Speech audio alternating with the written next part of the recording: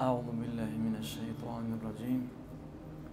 بسم الله الرحمن الرحيم. الحمد لله رب العالمين، والصلاة والسلام على سيدنا محمد الصادق الوعد الأمين، وعلى آله وأصحابه أجمعين. اللهم لا علم لنا إلا ما علمتنا إنك أنت العليم الحكيم. اللهم علمنا ما ينفعنا وانفعنا بما علمتنا وزدنا علما، وأرنا الحق حقا وارزقنا اتباعه، وأرنا الباطل باطلا وارزقنا اجتنابه، وجعلنا ممن يستمعون القول فيتبعون أحسنه، وأدخلنا برحمتك في عبادك الصالحين. اللهم صل على سيدنا محمد وعلى آله وأصحابه أجمعين. أما بعد، السلام عليكم ورحمة الله وبركاته.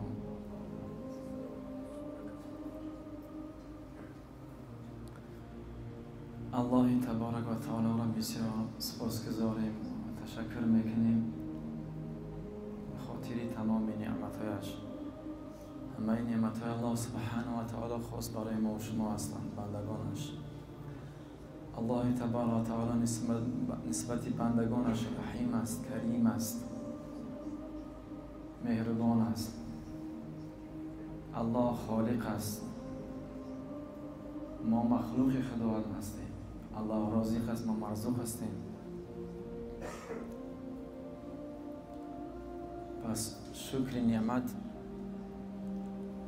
افزون کند، کفر نعمت از کفت بیرون کند. در جمعه گذشتگی درباره تربیت فرزند صحبت کردیم، اما موضوع تمام نشد. بعضیا سوال میکنن که تربیت، تعلیم فرزندان از کدام وقت شروع می شود؟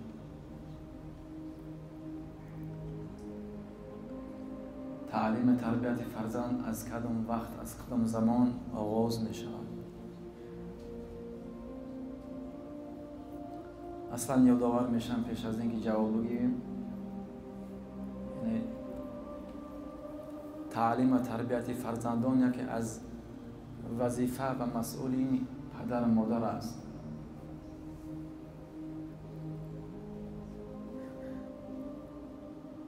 یعنی این مسئولیت عظیم در عهده تک تک ما و شماست.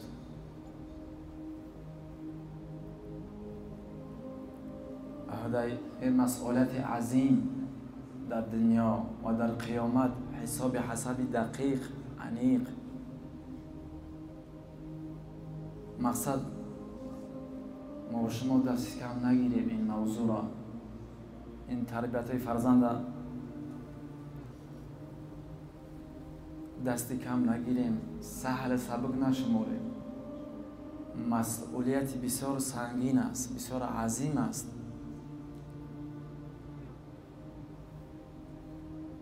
خیلی گفتیم فرزندان امانت هستند از ما و شما. روز قیامت پرسیده میشیم از فرزندها.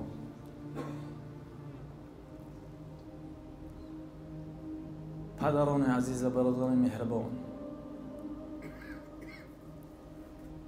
زمان خیلی تغییر کرده است. از نگاه کرده وقتهای گذشته را پیش از زمان ما و شما، یعنی بسیار سخت زمان تغییر یافت، دنیا تغییر یافت، شرایط دیگرگون شدگی. همه فساد، همه جا اسباب و آلاتهای فساد و باطل مهیاست. خیلی خطرناک شده. باید پدران و مادران زیادتر غم بخورند و زیادتر فکر کنند، باندیشند برای آینده فرزنداشون.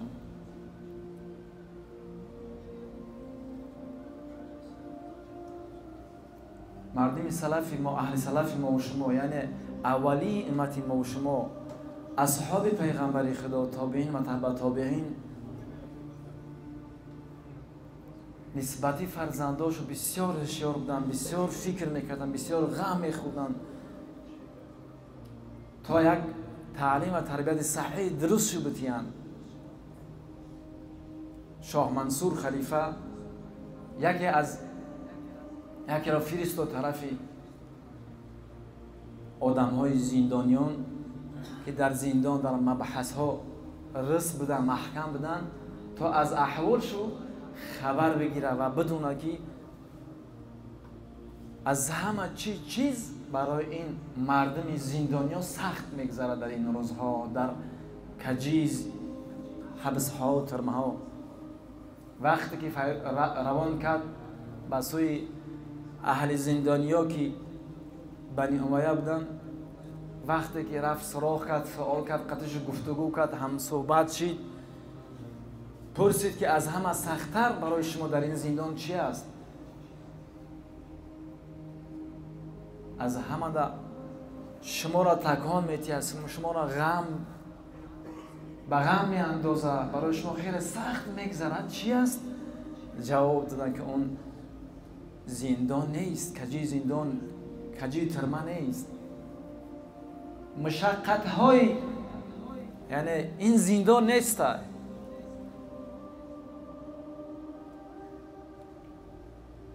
بلکه اون است که ما اینجا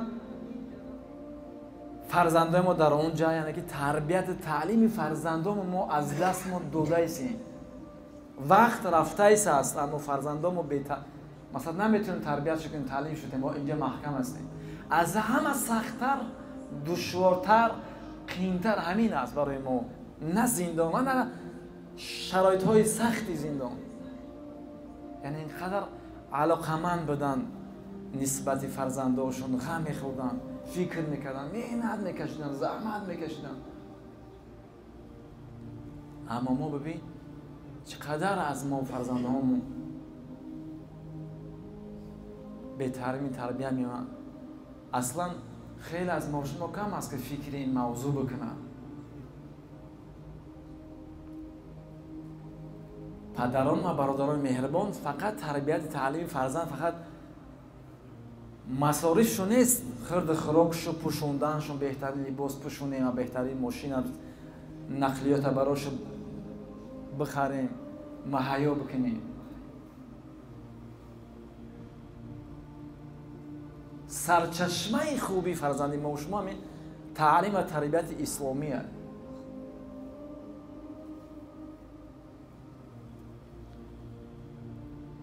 تربیت و تعلیم اسلامی یک پایه محکم اساسی، محکم استوار دارد.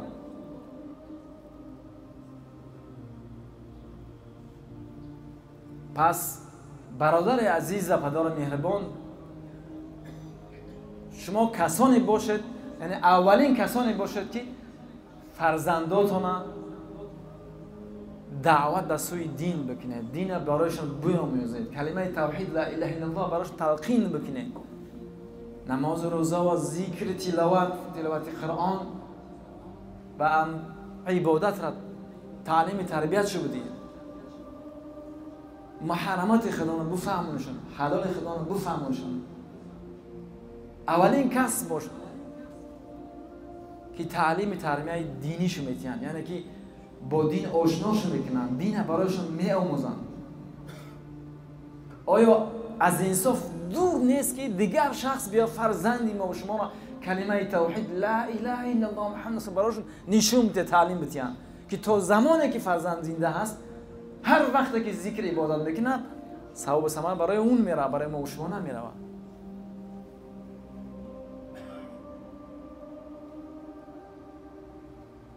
پس اولین شخص باش تا فرزنداتون دین براشون بیاموزید.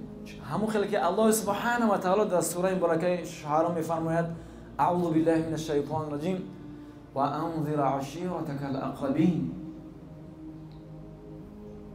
الله تبارک و تعالی حبیبش محمد رسول رحمت للعالمین امر میکنه، دستور میدهد، فرمان میدهد که و انذر عشیرتک الاقربین. شروع کو، یعنی دعوت تبلیغ به سوی توحید و منع که از شرک کفر، عشیرتک الاقربین، نزدیکان تا خیش تبار نزدیک تا شروع کن. الاقرب فالاقرب، هرچی نزدیک از همونجا شروع کن، یعنی از خانه شروع کن. برادر عزیز پدر مهربان، از زن فرزند، یک انسان نزد یک عالم دانشمند آمد و سوال کرد از اون عالم که چه خیل فرزندمون تربیت بکنیم و از کدوم وقت شروع می شود؟ اصلا تربیت چه خیل از چی است؟ عالم و دانشمند سوال داد فرزندت چند ساله است؟ من در جواب بگی 4 ماه، یعنی فرزند من نه به دنیا اومد، 4 ماه دارد فقط. انسان دلش خشکی، یعنی از اول خط شروع میکنم تربیت کنیم. فرزند من تربیت صحیح بتیم. عالم در جواب بگی الکی تربیت از دست تو رفته است. تربیت از دست دادی، وقتش خیلی گذشت.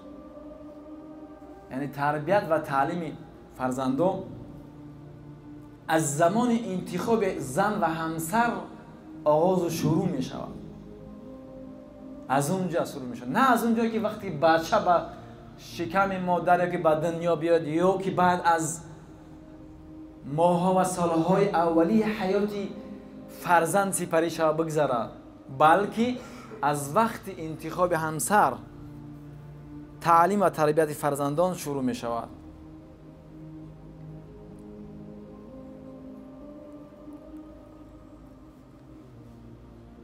آنجا که پیغمبر دلسوز مهربان ما و شما برای ما و شما تعلیم تربیت کردن و فرمودن در حدیث مبارکش که در حدیث در صحیح مسلم بخاری رحمة الله علیه فرمود که عن ابی هریره رضی الله عنه عن النبي صلی الله علیه و سلم قال تنكح المرأة لأربع لمالها ولحسبها ولجمالها ولدينها فاظفر بذات الدين تربت يداك. اینجا حدیث را مفهوم حدیث این است که زن را به خاطر 4 چیز بزنی انتخاب میکنن، بزنی میگیرنشون. لمالها، یا که به سبب این که زن بوی به دولت است، سرمایه دار است، به خاطر بوی به دولت بدنش، به خاطر مال داشتنش حرکت میکنن بگیرن بزنی. یا اینکه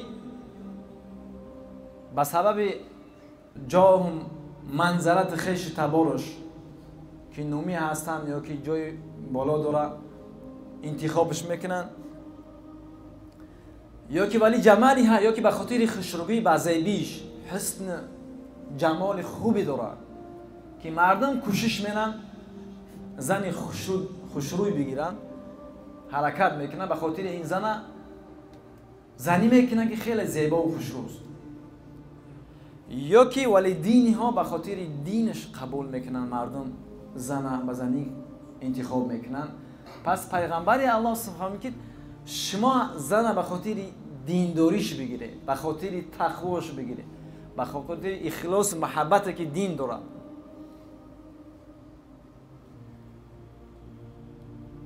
زن دیندار متدین فایده های بسیار برای مردش میرسونه. یکی از بزرگترین نعمت الله سبحانه و تعالی در این دنیا داشتن زنی صالحه متدین دینداره که همیشه از اون این خیل زنی خدا ترس همیشه برای مردش فایده است.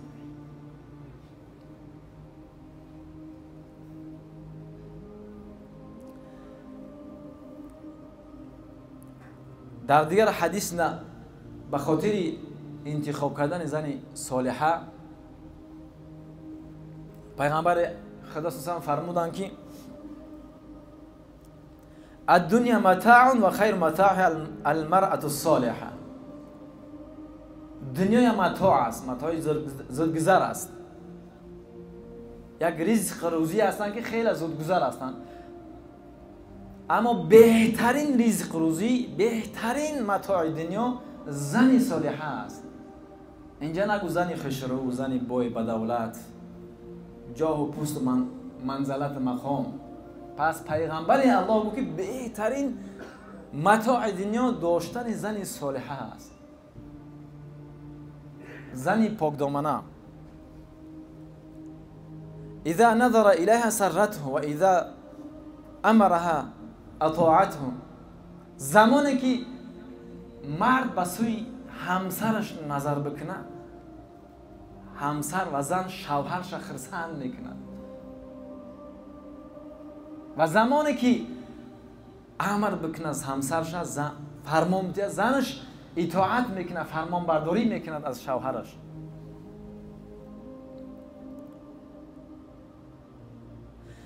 و اذا غاب عنها حفظته فی نفسها و مالها. زمانی که شوهرش غایب شود، یعنی که دنبال کارش برود، از خانه از نزد همسرش رود، همسرش هم ناموسش هم مال شوهرش محافظت میکنه.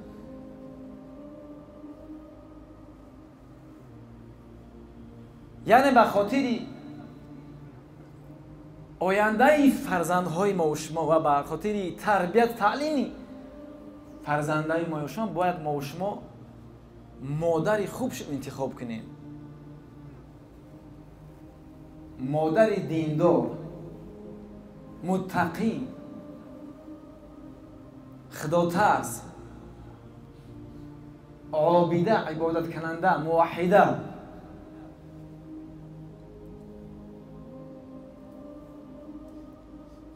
این موضوع خیلی مردم ما شما دست کمشو میگیرن، بعد در زندگی نگاه میکنه که دچار مشکل ها میشود، مصیبت ها میشود، فرزند گوشم، زنم گوشم نمیکنه، من بدبخت تباه فلان شدم. عیبی کی؟ الله تبارک و تعالی ما شما را خلق کرد، راهنمود کرد، پیغمبر رحمت للعالمین فرستاد و پیغمبر علیه السلام فرمود که زنهای صالحه پاک دامنه بگیرید، نه زنهایی که فاسقه و فاجره هستند، نعوذ بالله.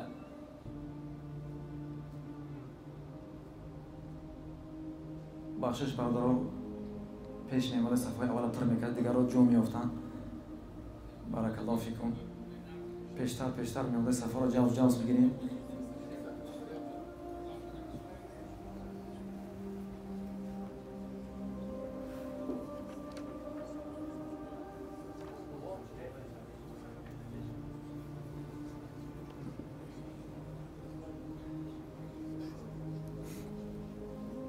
بارک الله فیک.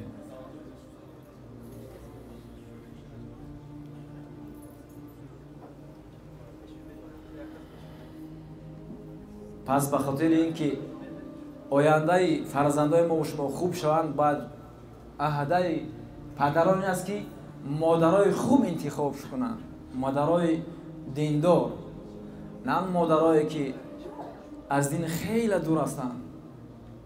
خیلی که بسیار مردها و برادرای ما و شما در زمان ما و شما میکنن، به خاطر انتخاب کردن همسر کجا میروند؟ شبکه‌های اینترنتی، نه؟ فیسبوک، اینستاگرام، سایز ناکامستوا، فلان. سبحان الله. الله خودش میدونه اون زن کیه، چیه، نسبش معلوم هست نیست، پدر و مادرش اصلا. سبحان الله. آیاش پدرها همین خیلی دلسوز مهربان میشن نسبت به فرزنداشون.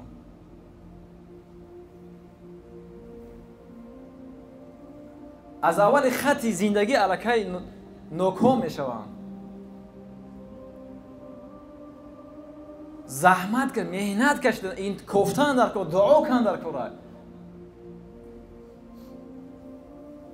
بزرگترین ضربه را برای فرزندت خودت با دست پای خودت میزنی.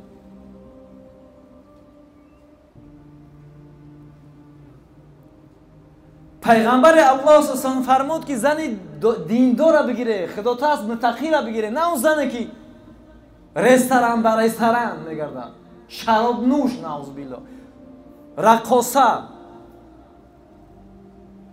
حجاب ندارن.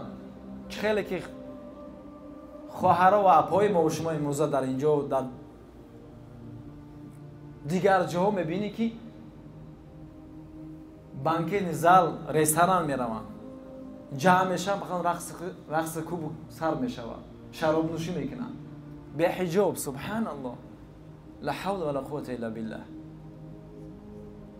پس ای خیر زن چه خیلی فرزند به دنیا بیاره. پیغمبر الله صلی الله علیه و فرمود که زن صالحه پاک دامن بگی.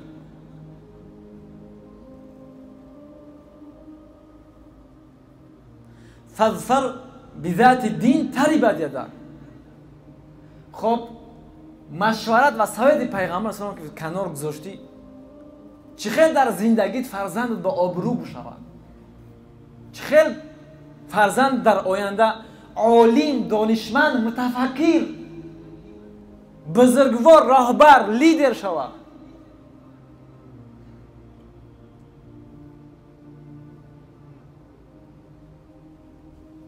وقتی که پدر خودش خیانت شروع میکنه در زندگیش، مادر وظیفه‌اش خیلی سنگین است نسبت تربیت و تربیت فرزندان. خیلی کوشش کنه، خیلی باید زحمت بکشن. خواهر و اپاهای بزرگوار و محترم ما و شما، این موضوع خیلی نیازمند دقیق باید بررسی شود. پایبند گفتهای الله و رسول شوند.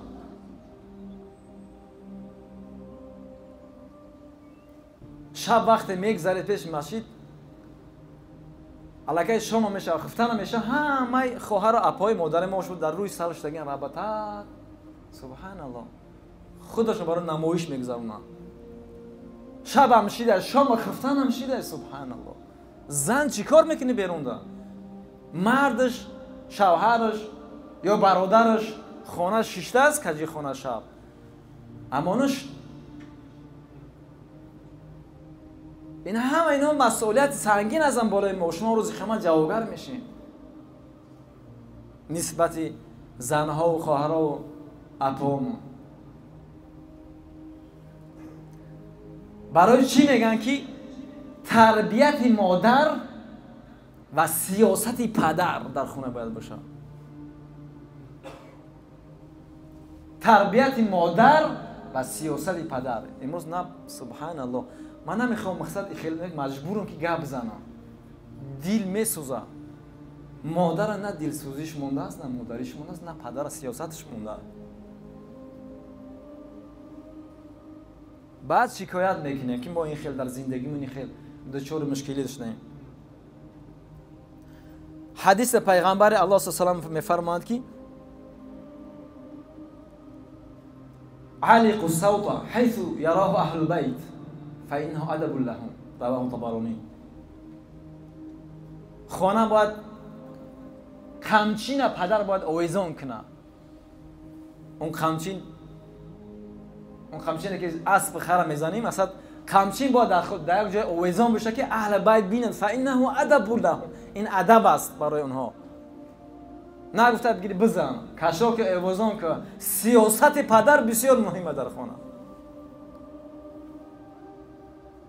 دلسوزی مادر. مادر وظیفه سنگین‌تر نسبت پدر. پدر وظیفه دار است. برای چی؟ برای چون که مادر دلسوز است، مهربان است، شفقت است. باید یک مربی رحیم باشد، مهربان باشد، دلسوز باشد. آسانگیر باید باشد در زندگی، سختگیر نباشد. نه فحشا، نه دشنام، نه ضرب لط کوب فلان نکنه، بلکه با بهترین روش معامله با فرزندان باید داشته باشد. بنابراین همین فرمودن که تربیت مادر و سیاست پدر. و مادر مخصوص اولین معلم و مربی برای فرزندان است. و مادر در بهترین زمان، بهترین و مهمترین وقتها با فرزندها هستند، یعنی زندگی میکنند. بهترین دوران اون وقتهایی که است که فرزند در شکم مادر است. بعد از اون به دنیا میآید وقتی شیرخواری شد. بعد از این تا اینکه مکتب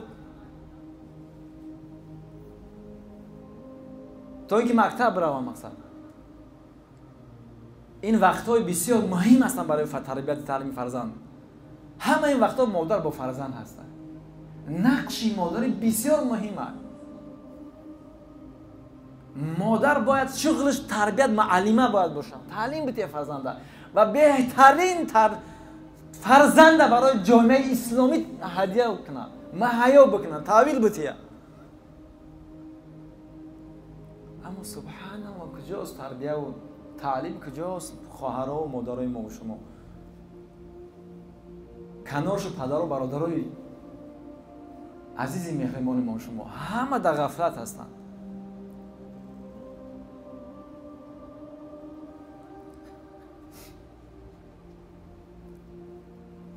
بخاطر چی پیغمبر الله فرمود که حدیث مبارکش کی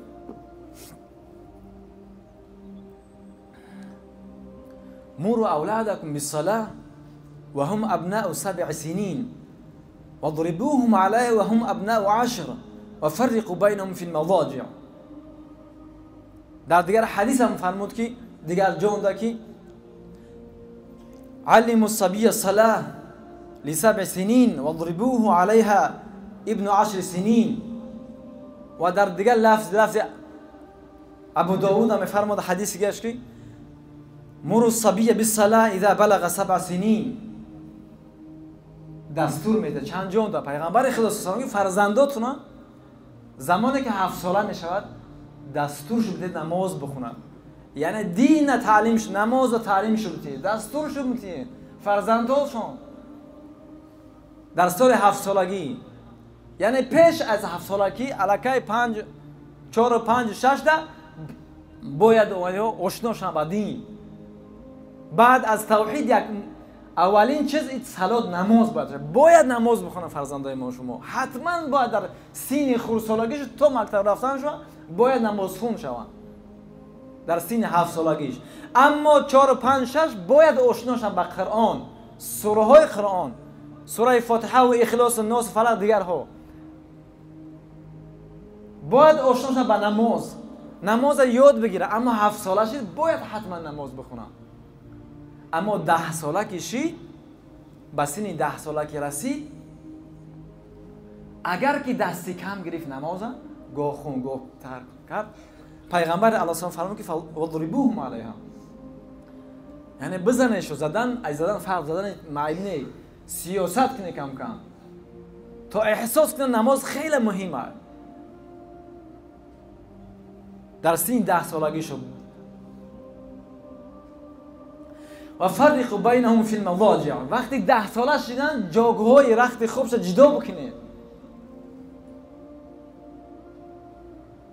برادر با خواهرش یا که خواهر با خواهرش یا که برادر با برادرش در سن 10 سالگی باید الکی جاگهاش جدا باید باشن. در یک جاگه زیر یک پتو ادیال باید خواب نکنن، باید جدا باید باشن.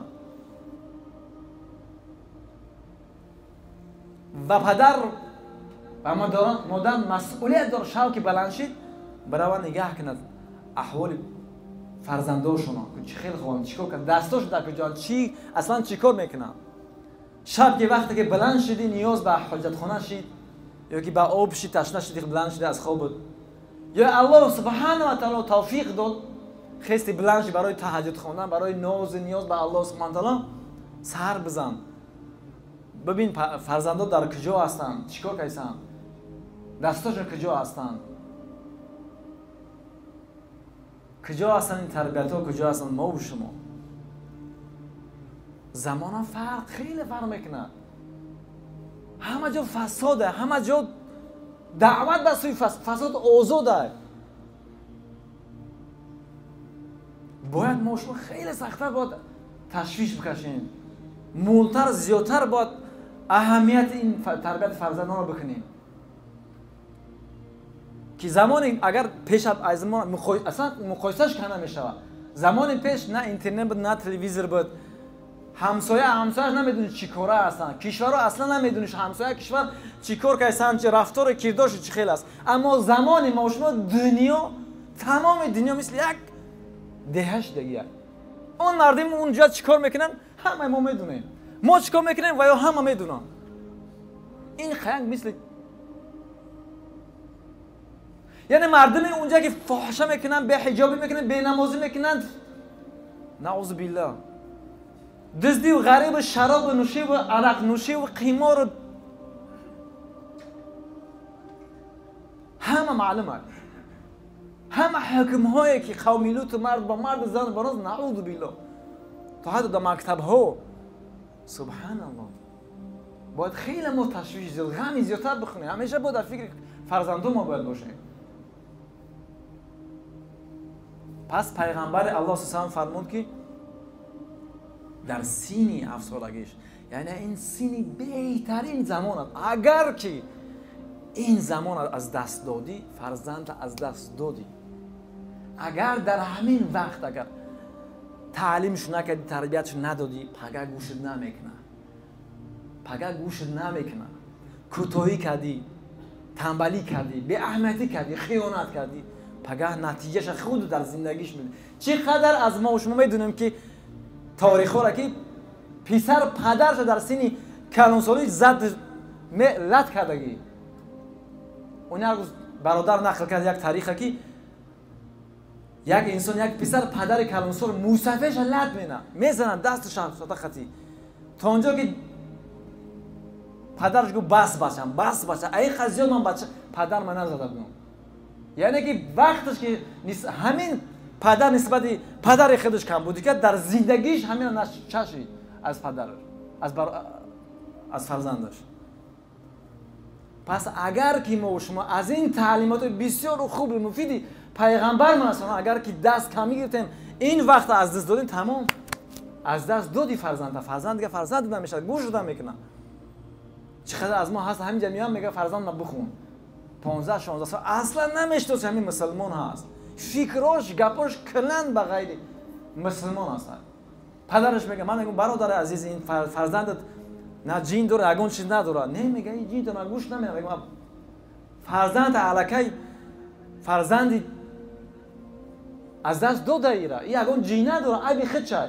وقتی مکتب رفت نگاهش نکرد با چیه موزیک گوش کرد خود در خونت، فیلمای به معنایی و غیره باید بگونه کردی تا اونجا که مرا اخوات که پدرشان همه را اسلام همه را این عیبی پدر مادر است تربیت نکردن. 4 نفر باید بسیار برای تربیت تعلیم فرزند باید اصلاح شوند، درست شوند. یکی پدر، یکی مادر، یکی معلم، یکی دوست رفیق. بیشترین و زیادترین سخنان را فرزندا قبول میکنن از همسین سالشون، رفیقاشون، دوستاشون. هر چی که بعد اخلاقی است بچه همش اما میگیرن. پس ما و شما نظر بکنید که با کی رفیق دوستی میکنن. از معلم باید متقی و دیندار باشه، اما غیر مسلمان فاسق فاجر باشه فرزندان برای تعویل میتیم در مکتب ها اهمیت نمیتیم. سال اگر با ما و شما فرزندان باشه 1 ساعت 2 ساعت باشه همون خدمت میده، اما با مکتب مونده 11 سال در اونجا از پگوی تو بدبیت در اونجا هست. سبحان الله. با پدر اگر 1 ساعت نیم ساعت باشه اینجا اینا بر همین وقت تمام شد. سبحان الله. این خیلی مسئولیت عظیم است، دستی کم نگیریم. یعنی گفتهای زیاد است اما وقت نمیرسه. وقت در آخر الله سبحانه و تعالی دعا میکنه همه مشون هدایت موفق کند نسبت این مسئولیت عظیم توفیق مسئولیت با جا بیاریم و تمام فرزندان ما و شما را هدایت موفق بگردیم و آخر دعوانا الحمدلله. السلام علیکم.